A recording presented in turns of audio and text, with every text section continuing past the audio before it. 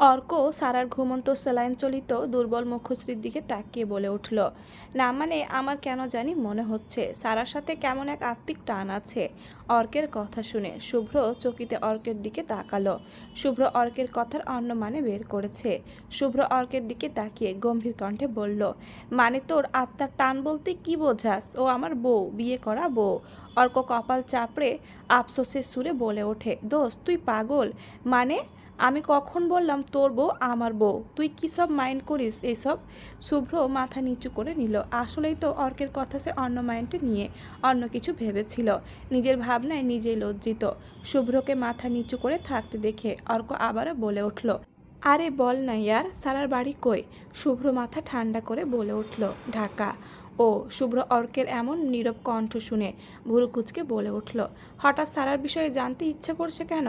অর্ক মাথা উঁচু করে সোফার সাথে হেলান দিয়ে সোফায় মাথা এলিয়ে দিয়ে শান্ত কণ্ঠে বলল, জানি না দোস্ত, সারাকে প্রথম দেখে কেমন একটা অনুভব করেছিলাম, আর আজ যখন সারা পড়ে অজ্ঞান হয়ে গেল তখন আমার মনে হলো হঠাৎ করে আমার হৃদয়কেও টেনে ধরেছে। এইটুকু বলে অর্ক থামে। শুভ্র বেশ মনোযোগ দিয়ে শুনছে অর্কের কথা। শুভ্র ভুরু নাচিয়ে বলে ওঠে, তুই টান অনুভব করছিস মানে? অর্ক বুঝলো শুভ্র আবারও কথাটা অন্য মাইন্ডে নিচ্ছে, তাই অর্ক আবার বলা শুরু করে, সারা নামটা শুনে আমি থমকে গিয়েছিলাম। দোস্ত তুই জানিস আমার পুচকির কথা মনে পড়ছিল। সারা ঘুমন্ত মুখের দিকে তাকালেও আমার পুচকির মুখ ভেসে উঠছে। অর্কের চোখ বেয়ে গড়িয়ে পড়ে নোনা জল। শুভ্র আবারও নিজের ভাবনায় নিজে লজ্জিত হয়। শুভ্র কৌতূহল কণ্ঠে বলে, তার মানে তুই বোঝাতে চাচ্ছিস এই সারা তোর বোন? কিন্তু তোর বোন তো আগুনে পুড়ে মারা গেছিল। অর্ক মাথায় উঁচু করে বাম হাতের তালু দিয়ে চোখের জল মুছে স্মিত হেসে বলে, আমি সারাকে আমার বোন ভাবি নাই, তবে ওরে দেখলে আমার সেই ছোট্ট সারার কথা মনে পড়ে। সেই পুচকো পুচকো হাত। বলতে বলতে অতীতে ডুব দিল অর্ক। সিলেট শহরে কাজীতলাতে অর্কদের বাড়ি, বেশ ছোট পরিবার তাদের। আফজাল রহমান ও নীলুফা ইয়াসমিনের বড় সন্তান অর্ক। অর্ক হবার 6 বছর পর অর্কের বোন যারা হয় এবং অর্কের 12 বছর বয়সে অর্কের ছোট বোন হয়। যারার সাথে নাম মিলিয়ে নাম রাখা হয় সারা। যারার বোন সারা। সারা ছোট থেকে একটু চঞ্চল প্রকৃতির ছিল, সেটা পরিবারের সবার আদরে আরও বেশি হয়ে ওঠে। সারা বড় হতে শুরু করে সারাদিন প্রায় অর্কের সাথে লেগে থাকতো ছোট মেয়েটি। অর্ক সব কাজ ফেলে সারার পেছনে ছুটত। খুব ভালোবাসত নিজের পিচ্চি বোনকে। যারাকে নাম ধরে ডাকলেও সারাকে পুচকু ছাড়া কখনোই অর্ক ডাকে নাই। অর্কের স্কুল থেকে শুভ্র শ্রাবণের সাথে বন্ধুত্ব হয়, তারপর তাদের পরিবারের সাথে আত্মীয়তা। প্রায় যাতায়াত চলতো একে অন্যের বাড়িতে। সেদিন ছিল গ্রামে বিশাল এক মেলা, আর ছোট অর্করা যাওয়ার জন্য বায়না ধরে। আব্রাহাম তালুকদারের সাথে সকলে বের হয় মেলা দেখতে। তখন সারার বয়স 3 বছর। বেশ ভালোই হাঁটতে পারে। আব্রাহাম তালুকদার সারাকে পাকা বুড়ি বলে ডাকত। সেদিন সারা প্রথমবার অর্কের কাছে বায়না দোলনায় চড়বে। অর্ক সারাকে দোলনায় দোলায়। হঠাৎ সারা পানি খেতে চাওয়ায় 15 বছর বয়সী দুরন্ত অর্ক ছুটে যায় নিজের বোনের জন্য পানি কিনতে দোকানে। বাড়ির সকলে এক এক দিকে ঘুরছে, আর এই বাচ্চাদের সাইডে অর্ক, আব্রাহাম তালুকদার আর সারা ছিল ওদের বাড়ির মধ্যে। অর্ক পানির বোতল নিয়ে দোকান থেকে ফিরতেই বিকজোরে কিছু একটা শব্দ হয়। অর্ক কিছু বোঝে ওঠার আগেই মানুষজন আগুন আগুন বলে দৌড়াতে শুরু করে। অর্ক তাকিয়ে দেখে তার বোনকে যেদিকে রেখে এসেছে সেদিক থেকে মানুষ ছুটে আসছে। অর্ক ছুটে সেদিকে যায়। গিয়ে দেখতে পায় তার বোন যে দোলনায় বসেছিল তার পাশেই আগুন লেগেছে। পুরো চত্বরটা আগুন ছড়িয়ে গেছে। অর্ক সারা বলে চিল্লিয়ে আগুনের দিকে এগিয়ে যেতে নিলে মানুষ তাকে ধরে ফেলে। অর্ক অনেক জোরাজোরি করেও ছাড়াতে পারে নাই। কিছুক্ষণের মধ্যে ফায়ার সার্ভিস এসে আগুন নিভিয়ে দেয়। আগুন লাগার কারণ হিসেবে বলে, পাশে থাকা জেনারেটরের ইঞ্জিনের ত্রুটির কারণে ব্লাস্ট হয়, সাথে আগুন লাগে। প্রায় 20 জনের অধিক মানুষ নিহত আগুনে পুড়ে। আহতদের প্রাথমিক চিকিৎসা দেওয়া হয়েছে। অর্ক সারাকে অনেক খুঁজে আগুনে পুড়ে যাওয়া ধ্বংস স্তূপের মাঝে। একটু পর আব্রাহাম তালুকদারের পুড়ে যাওয়া মৃত শরীর পাওয়া যায়। মুখটাও ভালো করে চেনা যাচ্ছে না। সবার ধারণা ছিল ছোট্ট সারা পুড়ে ছাই হয়ে গেছে। দুই পরিবারে শোকের ছায়া নেমে আসে। তালুকদার বাড়ি আব্রাহাম তালুকদারকে হারিয়ে, আর অর্করা সারাকে হারিয়ে। নীলুফা নিজে ছোট মেয়ে হারানোর শোক নিতে না পেরে মানসিক ভারসাম্য হারিয়ে ফেলে। শুভ্ররা কিছুদিন পর ঢাকা চলে যায়। অর্ক তখন আরও একা হয়ে যায়। নীলুফার পাগলামি বাড়তে থাকে এক পর্যায়ে। 2 বছর পর আফজাল রহমান তাকে বিদেশের ডাক্তার দেখানোর জন্য নিয়ে যায়। সাথে যারা আর অর্কও যায়। পরে তারা ওখানে শিফট হয়ে যায়। অর্কের পরিবার কিছু বছর আগে ফিরে এলেও অর্ক কিছুদিন আগে ফিরেছে। অর্কের ভাবনার মাঝে শুভ্র ডেকে উঠল, এই অর্ক, কি ভাবছিস? কতক্ষণ ধরে ডাকছি তোকে। অর্ক ভড়কে যায় হঠাৎ শুভ্রর কথায়, লাফ মেরে উঠে বুকে ফু দিয়ে বলে, কি বলছিস? শুভ্র অর্কের দিকে পানির গ্লাস এগিয়ে দেয়। অর্ক ঢক ঢক করে পানি খেয়ে নেয়। শুভ্র কপালে ভাঁজ ফেলে বলে ওঠে, কি ভাবছিলি তুই এত? কই কিছু না তো, কি বলবি বল। নিচে নাস্তা করতে ডাকছে আম্মু, চল। সারা ঘুমাক এখন, ওরে ডিস্টার্ব না করি। অর্ক একটা ঢোক গিলে শুভ্রর সাথে রুম থেকে বেরিয়ে যায়। অহনা বিছানায় টানটান হয়ে শুয়ে আছে। তার বর্তমান মাথা যন্ত্রণা করছে খুব। হঠাৎ এক বিরক্তকর কর্কশ আওয়াজে অহনার ফোন বেজে ওঠে। অহনা ফোন হাতে নিয়ে দেখে স্ক্রিনে ভাই বলে সেভ করা নাম্বার। অহনা রিসিভ করে, ফোন কানে ধরে। সাথে সাথে রেহান ওপাশ থেকে উৎফুল্ল হয়ে বলে ওঠে, আপু কি করিস? অহনা শান্ত কণ্ঠে বলে, মাথা ব্যথা করে ভাই, শুয়ে আছি। তুই কি করিস? আমি বসে আছি। তুই ওষুধ খেয়েছিস? খেয়েছি। আপু শোন। অহনা কপালে ভাঁজ ফেলল। আবার কি জিজ্ঞেস করবে। রেহান ওপাশ থেকে বলে উঠল, তুই এতদিন পর ও বাড়িতে গিয়েছিস, কোনো ঝামেলা হয়নি তো? কেন বলতো? আমার মন বলছে কিছু না কিছু হয়েছে। তুই বল না কি হয়েছে। অহনা বলবে বলে মুখ খুলতেই যাবে, তখনই দরজায় ঠক ঠক করে আওয়াজ হয়। অহনা রেহানকে লাইনে থাকতে বলে দরজার কাছে এগিয়ে যায়। দরজার সামনে গিয়ে জোরে জোরে কয়েকটা দম নিয়ে দরজা খুলতেই অহনার চোখ বড় বড় করে বলে ওঠে, তুমি এখানে? অহনার কথায় কোনো ভাবাবেগ দেখা গেল না ফাতেহার চোখে মুখে। ফাতেহা দরজা খুলে ভেতরে ঢুকলো। ফাতেহার এমন আচরণে অহনার রাগে ফেটে পড়ল মনে মনে, কিন্তু কিছু বলতে পারল না। ফাতেহা রুমে ঢুকে বিছানায় বসে শান্ত দৃষ্টিতে অহনার দিকে তাকালো। ফাতেহা খুব চতুর চালাক একটা মেয়ে, অল্পতেই সব কিছু ধরে ফেলতে পারে। অহনার দরজার কাছ থেকে বিছানার দিকে এগিয়ে এসে ফাতেহার উদ্দেশ্যে বলে উঠল, কোনো দরকার হঠাৎ এই রুমে? ফাতেহা অহনাকে পা থেকে মাথা অবধি পরক করে শান্ত কণ্ঠে বলে উঠল, আচ্ছা রেহান ফোন ধরছে না কেন আপু, বলতে পারেন? অহনা ভুরু কুচকায়। ফাতেহা রেহানের কথা জিজ্ঞেস করছে কেন তার কাছে? সে ধরা পড়ে যায়নি তো? অহনা নিজের মনে মনেই নিজেই সাহস জোগালো যে ধরা পড়ার কোনো চান্স নেই। ফাতেহা আগে কখনোই তাকে দেখেনি। সেই বুক ভরা সাহস নিয়ে অহনা সাবলীলভাবে বলল, ঠিক বুঝলাম না, তুমি কোন রেহানের কথা বলছো? ফাতেহা অহনার কথা শুনে হেসে বলল, কেমন বোন আপনি, নিজের ভাইয়ের নামও ভুলে যান? ছি, মানে? মানে এই যে রাহি আপু। আপনি আসলে অহনা, সেটা আমাকে আগে বলেন নাই কেন? মানে রাহিকে? ফাতেহা এবার রেগে যায়, তবুও রাগ কন্ট্রোল করে মোবাইল থেকে একটা ছবি বের করে অহনার সামনে ধরে। ছবিটা অহনা আর রেহানের জন্মদিনে তোলা। রেহান ভুল করে দিয়ে ফেলেছিল অনেক আগে, সাথে সাথে ডিলিটও করেছিল, তবে ফাতেহা তার আগে সেভ করে নিয়েছিল। আর আজ হঠাৎ গ্যালারিতে ছবিটা পেতে ফাতেহার ব্রেন খুলে যায়। ফাতেহার হাতে নিজের আর রেহানের ছবি দেখে অহনার চক্ষু চড়ক গাছ। কি বলবে বুঝতে পারছে না, রীতিমতো ঘামছে অহনা।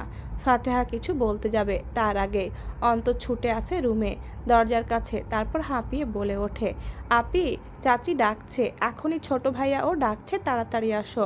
কথাটা বলার পর ফাতেহা ওকে যেতে বলে। অন্ত চলে যেতে ফাতেহা দরজার দিকে পা বাড়িয়ে আবার ফিরে আসে অহনার সামনে, তারপর কানের কাছে ফিস ফিস করে রাগী কণ্ঠে বলে ওঠে, আপনি এখানে এসেছেন ভালো কথা, তবে বাড়ির কোনো মানুষ আপনার দ্বারা দ্বিতীয়বার ক্ষতিগ্রস্ত হলে আমি আপনার শেষ দেখে ছাড়ব, মিস্টার মোল্লার বোন। Mind it. কথাটি বলেই ফাতেহা চলে যায়। এদিকে ফাতেহা চলে যেতেই অহনা বিছানার পাশে নিচে মাটিতে বসে পড়ে। চোখ দিয়ে গড়িয়ে পড়ছে নোনা জল।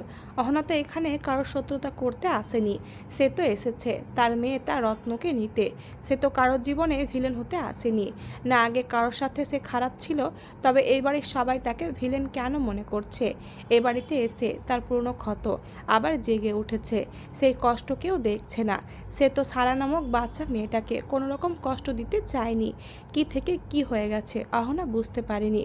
অহনা বালিশ টেনে নিয়ে বালিশে মুখ গুজে কেঁদে ওঠে নীরবে। অর্ক বসে বসে চা খাচ্ছে আর যারার সাথে কথা বলছে। কিছুদিন পর বোনটার বিয়ে। শুভ্র পাশে বসে অর্কদের কথা শুনছে আর অর্কের তখনকার বলা কথাগুলো মনে মনে আওড়াচ্ছে। সারাকে তো নাজমুল হুদা সিলেটের মেলা থেকে পেয়েছিল। তখন সারার বয়স 3 বছরের কাছাকাছি ছিল। সারা শুধু নিজের নামই বলতে পেরেছিল। সারার আসল পরিবার সিলেটেই হবে। কথাগুলো যেন ঘুরে ফিরে অর্কের বলা কথায় এসে মিলে যাচ্ছে। হঠাৎ শুভ্রর মনে হয়, সত্যি সত্যি সারা অর্কের বোন না তো। শুভ্রর মনে কৌতূহল জাগে। সব সূত্র যখন একই অঙ্কে এসে মিলে যায় তখন কৌতূহল জাগারই কথা। শুভ্র কি মনে করে অর্কের মাথায় হাত বুলিয়ে দেয়। অর্ক তখনও যারার সাথে কথা বলছে। অর্ক চায়ের কাপে ঠোঁট ছোঁয়াতে শুভ্র হুট করে অর্কের চুল জোরে টান দেয়। এতে কয়েকটা চুল ছিঁড়ে শুভ্রর হাতের তালুতে চলে আসে। অর্ক ব্যথায় আর্তনাদ করে ওঠে। মুখ থেকে চা পড়ে যায়। সাথে হাত থেকে কাপ নিচে পড়ে শব্দ করে টুকরো টুকরো হয়ে ভেঙে যায়।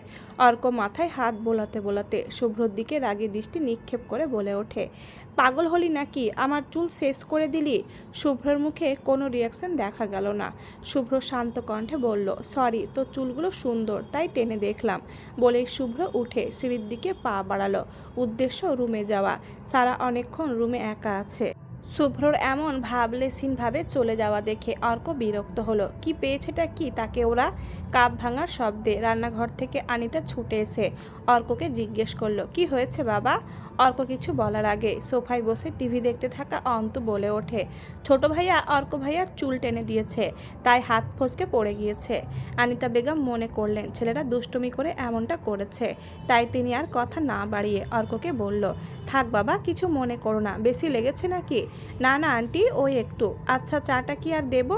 না না আন্টি, আর লাগবে না। অর্ক সোফার ওপর থাকা মোবাইলটা নিয়ে রুমের দিকে হাঁটা ধরল। উদ্দেশ্য ওপরে রুম, শুভ্ররা ওটাই বরাদ্দ করেছে তার জন্য। অর্ক রুমে গিয়ে বিছানায় গায়ে এলিয়ে দিয়ে মোবাইল নিয়ে গেম খেলা শুরু করলো। শুভ্র রুমে এলে দেখলো সারা এখনও গভীর নিদ্রায়। শুভ্র সারার মাথার কাছে গিয়ে বসলো। সারার মায়াবী ঘুমন্ত মুখশ্রীর দিকে কতক্ষণ তাকিয়ে রইল। তারপর সারা কপালে দীর্ঘ একটা চুমু খেলো। ড্রয়ার থেকে একটা বক্স বের করে অর্কের সেই চুলগুলো রাখলো টিস্যুতে জড়িয়ে। তারপর আস্তে করে সারার মাথা থেকে একটা চুল টান দিল। যদিও সারা এর ব্যথা বুঝতে পারেনি, তবে শুভ্রর যেন খুব ব্যথা লেগেছে। সারা চুলটাও খুব যত্নে টিস্যুতে মুড়িয়ে বক্সে রেখে দিল। শুভ্রর ডিএনএ টেস্ট করতে চায়, তাই তো ইচ্ছে করে অর্ককে ব্যথা দিয়ে চুল ছিঁড়ে নিল। এমনিতেই চাইলে হাজারটা প্রশ্ন করত। শুভ্র নিজের মনে কৌতূহল রাখতে চায় না। কৌতূহল মানুষকে ঘুমাতে দেয় না। শুভ্র সারার দিকে তাকিয়ে বিড়বিড় করে বকে উঠল, পিচ্চি পাখি, জানো এই আমি আগে কখনো তোমার মতো কাউকে দেখিনি। তোমার মতো করে কাউকে এতটা চাইনি। তোমার মতো করে কারোর মায়ায় ডুবে যায়নি। তুমি বিশ্বাস করতে পারবে না আমি ঠিক কতটা তোমাকে ভালোবাসি। শুভ্রর বলা কথা ঘুমন্ত সারা শুনতে পেল না। শুভ্র হাসলো। এই ছোট্ট মেয়েটাকে সে সত্যিই ভালোবেসে। কিছুদিন আগেও সে কনফিউজ ছিল, আর সে এখন নিজেই বুঝতে পারছে এই মেয়েটাকে সে ভালোবাসে। এই মেয়েটার গায়ে নোকের আঁচড় শুভ্রর হৃদয়ে ছুরির আঘাতের মতো লাগে। আনিসা পড়ছে, তবে মন ছুটে বেড়াচ্ছে অন্য কোথাও। আনিসার মন সেই শ্যামলা গম্ভীর রাগী বদমেজাজি শ্রাবণকে খুঁজছে। দুপুরের পর থেকে শ্রাবণের দেখা মেলেনি আনিসার আখিদয়ে। আনিসা বইয়ের পাতা উল্টাচ্ছে তো উল্টাচ্ছে, পড়ায় মন বসছে না। আনিসা পড়ার টেবিল থেকে উঠে পা বাড়ালো শ্রাবণের ঘরের দিকে। উদ্দেশ্য বকাশোনা হলেও তার ভোম্বলের একবার মুখদর্শন। আনিসা কয়েক পা এগিয়ে অর্কের রুমের দিকে দরজা দিয়ে ভেতরে তাকালো। স্পষ্ট দেখা যাচ্ছে চেয়ারে হালান দিয়ে শ্রাবণ বসে আছে। আনিসা মনে মনে একটা গালি আওড়ালো, বেয়াদব বেটা, ভোম্বল মানুষকে চিন্তায় ফেলে এখানে শান্তিতে বসে আছে, বেয়াদব যত সব। শ্রাবণকে সেখানে বসে থাকতে দেখে আনিসা মন ঠান্ডা করে স্বস্তির শ্বাস ফেলে পিছু ঘুরতেই ধাক্কা খেলো কারো চওড়া বুকের সাথে। আনিসা লোকটির দিকে তাকানোর আগে আনিসা মুখ উঁচু করে তাকাতে অর্কের হাতে থাকা জগের পানি হাত ফসকে আনিসার ওপর পড়ে গেল। এমন ঠান্ডা এক সময়ে মাথার উপরে এমন ঠান্ডা পানি পড়ায় আনিসা চিৎকার দিয়ে ওঠে। আনিসার চিৎকারে অর্ক ভড়কে যায়। আনিসার চিল্লানো শুনে শ্রাবণ পিছু ঘুরে ভেজা আনিসাকে দেখে হতভম্ব হয়ে যায়। এই সন্ধ্যায় এমন ভেজা কেন মেয়েটা? শ্রাবণ কিছু বলতে যাবে তখনই খেয়াল করে অর্কের হাতের জগ আর অর্কের দিকে। আনিসা রাগে ঠান্ডায় জোরে একটা অর্ককে ধাক্কা দিয়ে বড় বড় পা ফেলে রুমে চলে যায়। সে জানে আর 1 মিনিট বেশি দাঁড়ালে শ্রাবণ ভাই তাকে ধমকাবেন। আর আনিসার কোনো মুড নেই ভর সন্ধ্যায় বকা খাওয়ার। তবে অর্কের ওপর খুব রেগে গেল। যদি শ্রাবণ ওখানে না থাকতো তাহলে অর্কর মাথা ফাটিয়ে দিত আনিসা ওই জগ দিয়ে। আনিসা রুমে ঢুকে দরজা বন্ধ করে দিয়ে একটা বদবুদ্ধি আঁটল অর্ককে জ্বালানোর। নতুন একটা দিনের সূচনা হয়েছে ধরণীতে। আজ ফালুক তালুকদার ও আনিস বাড়িতে ফিরবে। বাড়ির 2 কর্তি রান্নায় ব্যস্ত। ঘড়ির কাঁটায় সকাল 11টা। আনিতা রান্না করছে আর সুমনা হাতে হাতে কাজ করে সব এগিয়ে দিচ্ছে। সাথে অহনা মেয়েটাকে নিয়ে কয়েকটা কথা বলছে। হঠাৎ রান্না করতে করতে আনিতা বলে ওঠে, ছোট শুনছিস? আপা বলো। আজ তোর ভাই আনিসরা বাড়িতে আসার পর কি হতে পারে আন্দাজ করতে পারছিস? আপা, আমার তো ওই ছোট্ট সারাকে নিয়ে চিন্তা হচ্ছে। মেয়েটা এখনও ছোট। আমারও তো মেয়েটাকে আপন মনে হয় খুব, কিন্তু এরপর কি হবে? আপা, অহনা তো অরুকে নিয়ে যেতে চায়। ও তো সংসার করতে আসে নাই। তোর ভাইরে দেখেছিস তো অরুকে কত যত্ন করে, আর অরুকে কিভাবে দিয়ে দিবে। কিন্তু সারা, আনিতা বেগমের মুখে আধার নেমে আসে। সে জানে না সামনে কি আছে। মেয়েটার প্রতি তার বড্ড মায়া হয়। তবে আজ যখন বাড়ির কর্তারা বাড়ি ফিরবে তখন কোন সিদ্ধান্ত নেবে ভেবে পায় না আনিতা। আনিতাকে কিছু বলতে না দেখে সুমন আর কথা বাড়ায় না। তারও তো মনের মধ্যে কু ডাকছে, কিছুই ভালো লাগছে না। আনিসা কোচিংয়ে গেছে, ফাতেহাও ওর সাথে গেছে। শ্রাবণ এখনও জেগে, চোখ লাল টকটকে। সারা রাত না ঘুমিয়ে বেলকনিতে সিগারেটের ধোঁয়া উড়িয়েছিল সে। মনে বিষাদ। শুভ্রর ওপর তার খুব রাগ হচ্ছে আবারও। তার প্রিয় জিনিসগুলোই কেন শেষ পর্যন্ত শুভ্রর হয়ে যায়। এই যে অহনাকে সে রাগ করে অভিমানের বশে ছেড়েছিল, আর শুভ্র ছিল রাগের কারণ। শ্রাবণ ভাবতে থাকে তার আর অহনার ভালোবাসার গল্পের সেই দিনগুলো। ফ্ল্যাশব্যাক। শুভ্র আর অহনা খুব ভালো বন্ধু ছিল। একদিন শ্রাবণের সাথেও অহনার বন্ধুত্ব সৃষ্টি হয়।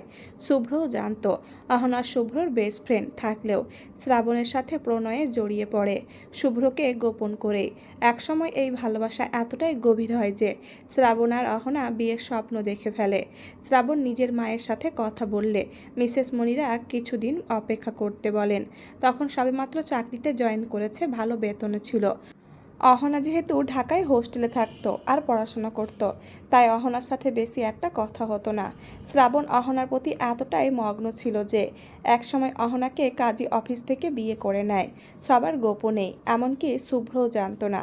শ্রাবণ নিজেরও অহনার জন্য বাসা ভাড়া ঠিক করে সেখানে থাকতে শুরু করে। সপ্তাহে 5 দিন অফিস আর 2 দিন ঢাকা এসে নিজের প্রিয়তমার সান্নিধ্যে পাওয়া, এটাই নেশা হয়ে ওঠে শ্রাবণের কাছে। খুব ভালোই চলছিল তাদের সংসার। হুট করে এলোমেলো হয়ে গেল সব। সে আর সিলেট থেকে ফিরল না তার সেই ছোট্ট সংসারে। এমনকি ফোন করেও খোঁজ নিতে ইচ্ছে করেনি তার সেই ফেলে রেখে আসা বউটার কি অবস্থা, কেমন আছে সে।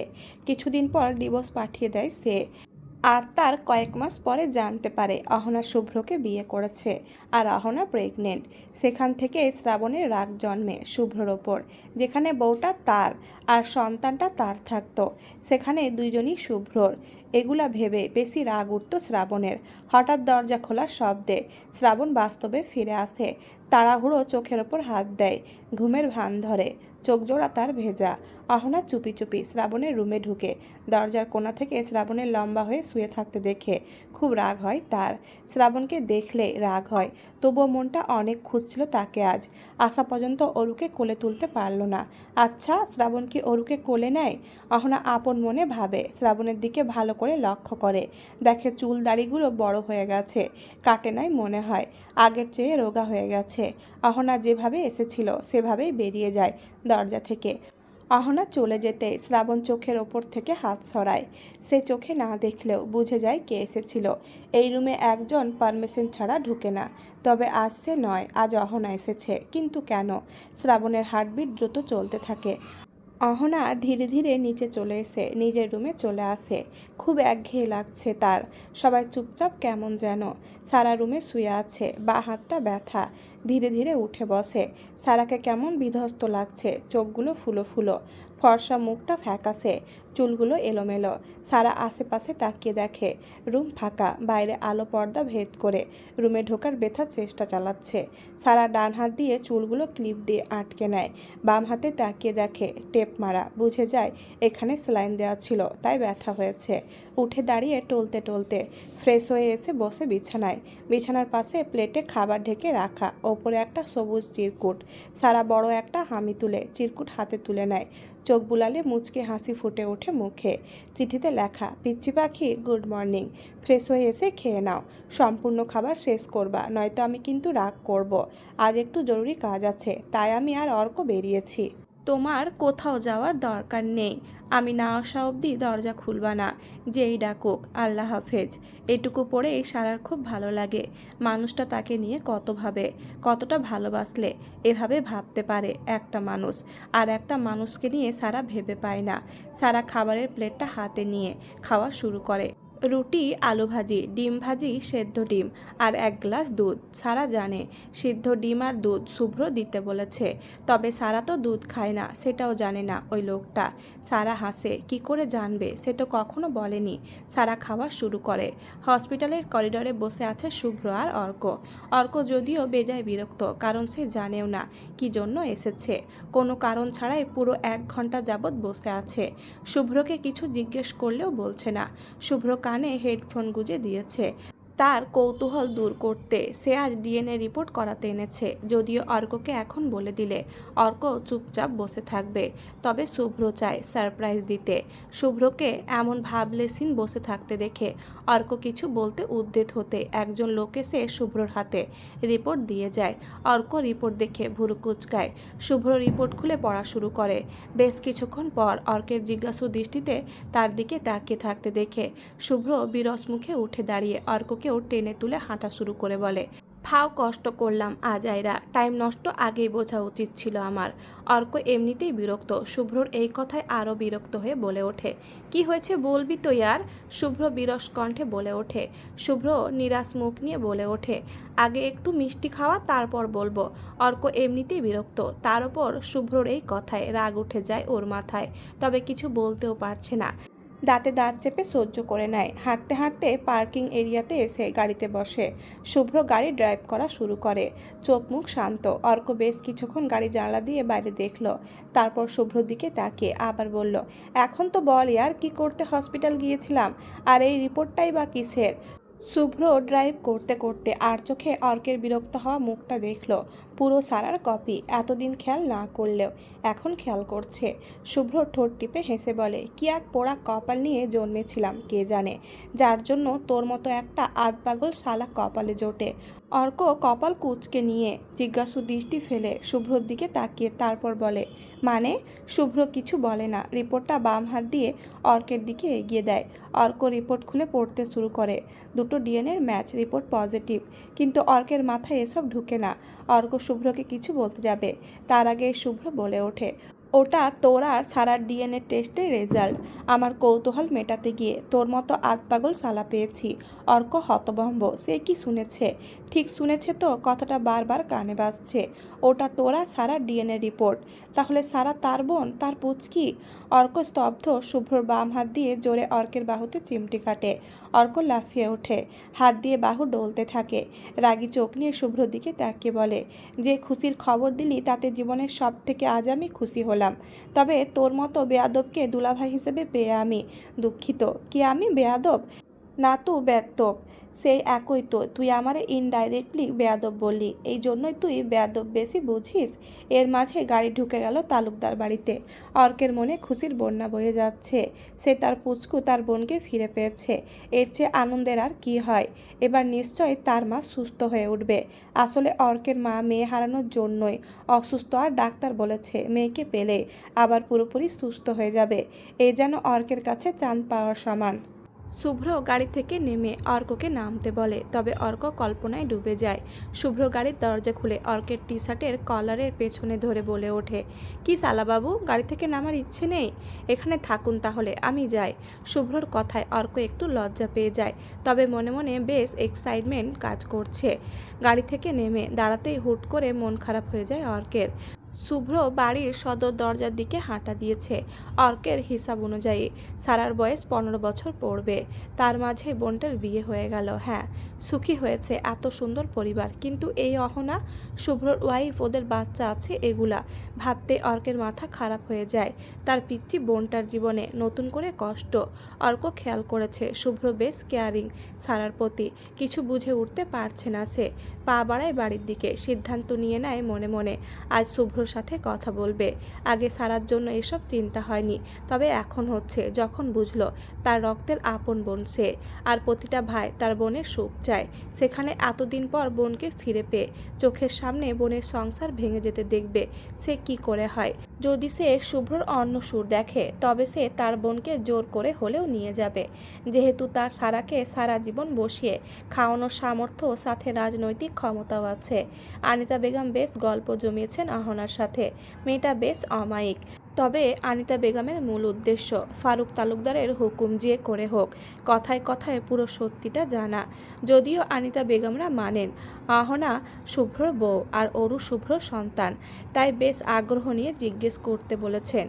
যেহেতু এতে ছোট্ট সারার লাইফ জড়িয়ে আছে, আনিতা বেগম মূলত জানতে চায় কিভাবে তার অ্যাক্সিডেন্ট হয়েছিল, কিভাবে অরুর খোঁজ পেল। অহনাও সরল মনে উত্তর দিচ্ছে।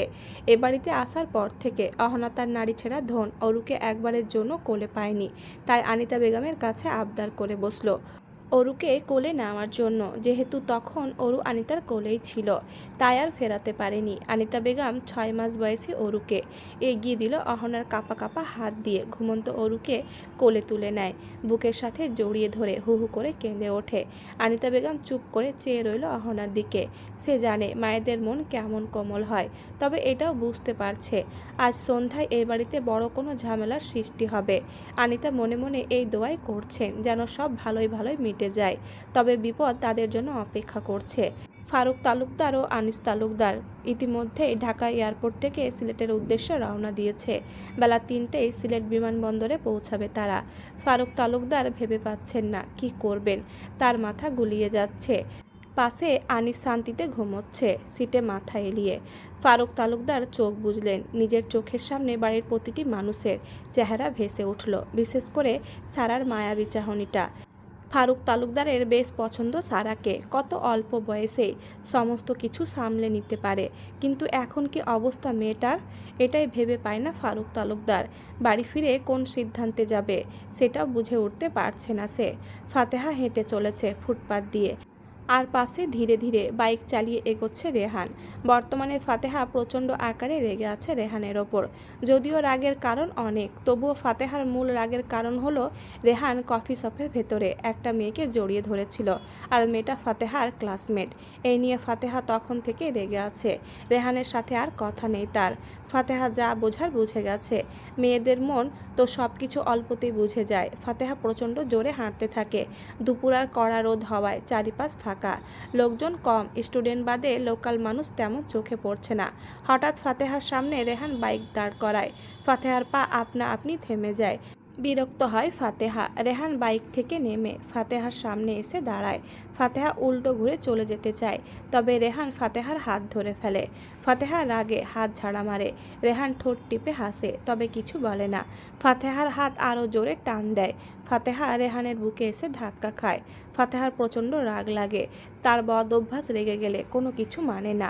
এমনিতে রেহানের ওপর রেগে আছে, আর রাস্তার মধ্যে এসব অসভ্যতামি করছে। অন্য সময় হলে নিশ্চয় ফাতেহা লজ্জায় লাল নীল হয়ে যেত, তবে এখন ফাতেহা রেগে যায়। এতটাই রেগে যায় যে রেহানকে ধাক্কা দিয়ে সরিয়ে ঠাস করে চড় বসিয়ে দেয় রেহানের উজ্জ্বল মুখে। ফাতেহার হাতের চড় খেয়ে হতভম্ব রিহান। এদিকে চড় দেওয়ার পর ফাতেহা বুঝতে পারে সে কি ভুল করেছে। ফাতেহা সরি বলার জন্য মুখ খুলতে যাবে, তার আগে রেহানের রূপ পাল্টে যায়। হঠাৎ রেগে গিয়ে ফাতেহাকে ধাক্কা মেরে ফুটপাতের রাস্তায় ফেলে দেয়। ফাতেহা ছিটকে পড়ে শক্ত মাটিতে। আশেপাশে মানুষ নেই। রেহান চোখ বড় বড় করে রাগী দৃষ্টি নিয়ে হাঁটু গেড়ে বসে পড়ে। জোরে ফাতেহার গাল টিপে ধরে। ফাতেহার চোখ দিয়ে পানি গড়িয়ে পড়ে। প্রচণ্ড ব্যথা লাগছে তার। রেহান ফাতেহার লাল বর্ণ ধারণ করা মুখের দিকে তাকিয়ে হাসে শয়তানি হাসি। তারপর শান্ত কণ্ঠে ফিসফিস করে বলে,